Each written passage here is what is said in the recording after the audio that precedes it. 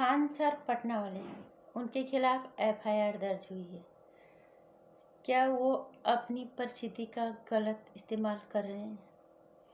नमस्कार हिंदुस्तान, स्वागत है आपका मेरे चैनल नंदिनी जो में। मैं नंदिनी। कैसे हैं आप लोग? मुझे उम्मीद है बहुत अच्छे होंगे, अच्छे रहना। कोरोना और ठंड दोनों से बचने की कोशिश करना। कोरोना में से खिलवाड़ बिल्कुल नहीं। खान सर पटना वाले, मुझे नहीं लगता कि उन्हें कोई नहीं जानता होगा। उन्हें तो सभी जानते हैं।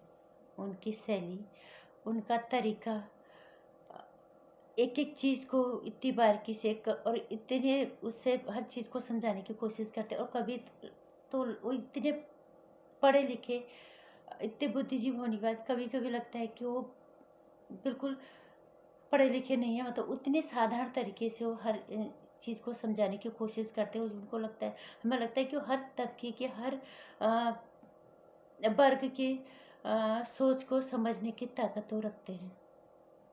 लेकिन उनके खिलाफ एफआईआर दर्ज क्यों हो गई है?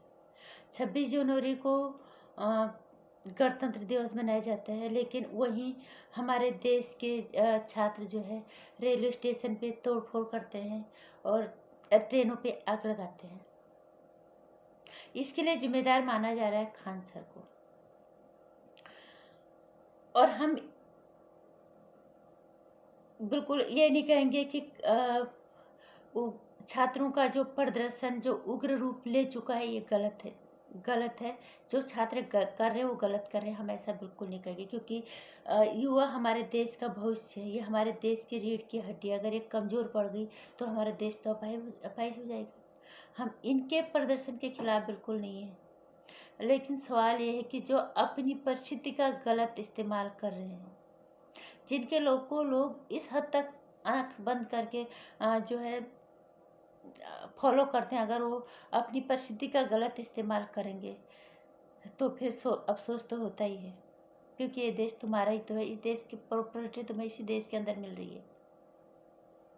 हम ये इसलिए कह रहे हैं क्योंकि खान सर कहते हैं कि मैं 3 साल से चेतावनी दे रहा था सरकार को। लेकिन मैं एक बात पूछना चाहूँगी खान सर को कि क्या ये अभी हो रहा है, 3 साल से हो रहा है? क्या आपकी उम्र 6-7 साल है? छात्रों का जो प्रदर्शन है आरबीआई के खिलाफ, एनटीपीसी के खिलाफ है। ये तो हम सालों से सुनते आ रहे हैं कि रेलवे को इनकी परीक्षाएं होती हैं, बच्चे इतनी मेहनत करते हैं, सालों तक रिजल्ट नहीं निकलता। क्या ये अभी हो रहा है 2014 के बाद? और इसका मतलब ये भी नहीं कि मैं सरकार का समर्थन कर रही हूँ। कि मैं हमेशा ये कहती हूँ कि मोदी जी को अगर बदलाव के लिए लाए तो उन्हें हर चीज़ में, हर जगह बदलाव करना चाहिए। बच्चे अगर एग्जाम देते हैं तो उसका रिजल्ट निकलना ही चाहिए जल्दी। पहले रिजल्ट नहीं निकलता सालों तक, उसके बाद वो रिजल्ट निकलता है तो उसमें धांधलीबाजी हो जाती है। ये एक अलग विषय हो गया। मैं बात कर रही हूँ खान सर की गिरफ्तारी पे। खान सर कह रहे हैं कि मैं 3 सालों से चेतावनी दे रहा हूँ। ये पहले भी तो थे, पहले क्यों नहीं बोला इन कांग्रेस के समय में? ये काफ़ी सालों से हो रहा है। मैं तो मैं सरकार को बोलना ही यही कहना चाहते हैं हम अपनी वीडियोस के माध्यम से कि बिगड़े हुए चीज़ों को सही करने के लिए हम जो है भारतीय जनता पार्टी को इतनी बड़ी संख्या में सीट दे के सत्ता में लेके आए हैं। जो चीज़ बिगड़े, इतिहास जो खराब हो उसको तो आप सही कर रहे हो। इतिहास में बिगड़े हुए चीज़ों को सही करना एक अलग चीज़ है, लेकिन हमारे देश का भविष्य जिन पे टिका है उनके भविष्य के साथ खिलवाड़ करना ये बहुत बड़ा मजाक है बच्चों के साथ, हमारे देश के साथ। इसलिए मैं कहना चाहूँगी कि सरकार को खासकर इस चीज़ पे ध्यान देना चाहिए कि सालों तक बच्चे क्यों लटके रहते हैं। आज ही नहीं, हम पहले से रेलवे के और इसके सालों तक बच्चे मेहनत करते हैं, फॉर्म भरते हैं, उसके बाद पेपर देते, फिर सालों तक रिजल्ट ही नहीं आता। बच्चों का भविष्य अधर में। मैं खान सर के विचारों से यहाँ पे इसलिए सहमत नहीं हूँ। ठीक है, तुम सरकार को चेता रहे थे तो आपने पहले से क्यों नहीं चेता? आप तो पहले से ही रहे होंगे। आपकी उम्र 6-7 साल तो नहीं है, क्योंकि मोदी सरकार तो 6-7 साल से ही है। आप शुरू से, जब से आप छात्र थे, अपने पढ़ाई की, अपने काम किया, आप तब से सवाल उठाते, तब से क्यों नहीं बोला? शायद चीज़ें अभी तक ठीक भी हो चुकी होती। उसके बाद भी आप इतने पॉपुलर हुए। आप बोलते भैया ये चीज़ें हमारे देश के भविष्य के साथ खिलवाड़ है, इसको सही करो, लेकिन आपने नहीं किया। आप, मुझे ऐसा लग रहा है कि आप अपनी परिस्थिति का गलत फायदा उठा रहे हैं। सभी लोग,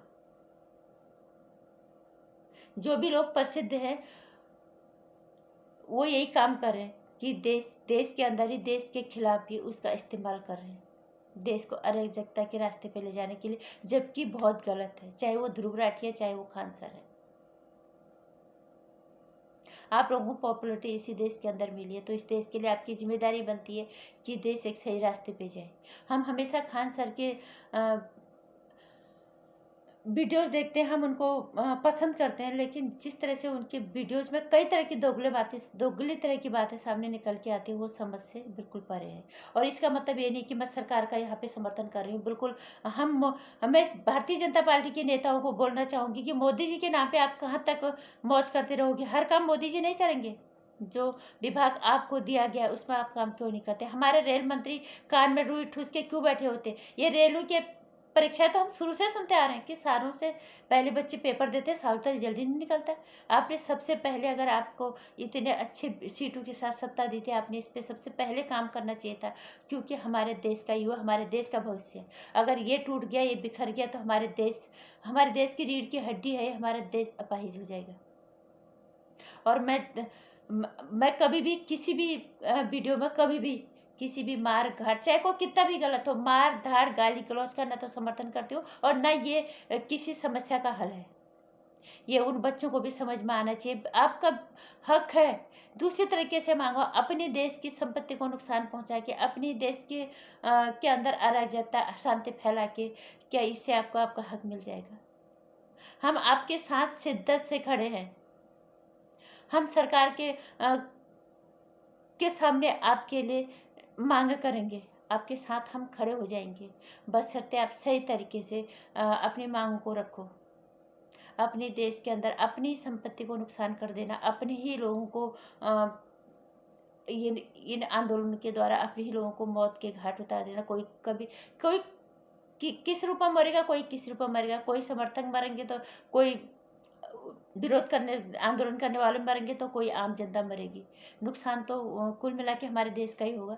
मैं बच्चों को एक ही बात कहना चाहूँगी, कृपा करके शांतिपूर्ण प्रदर्शन करो, आपका हक है, क्योंकि आप हमारे देश का भविष्य हो। और हमें कोई लालच नहीं है कि हम आपको अपनी पॉपुलरिटी के लिए आपको गलत रास्ता दिखाएं।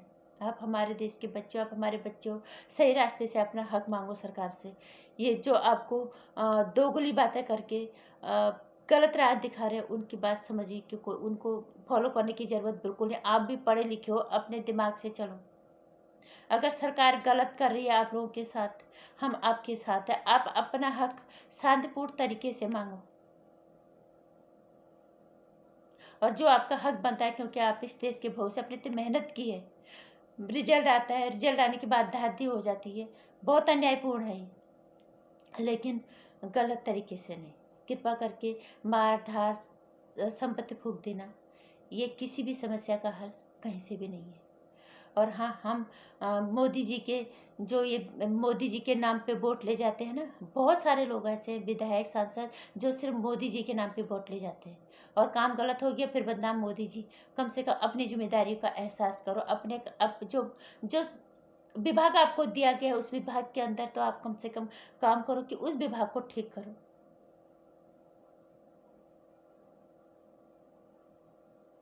बच्चों के भविष्य के साथ खिलवाड़ कहीं से भी बर्दाश्त नहीं होगा, और कोई नहीं करेगा।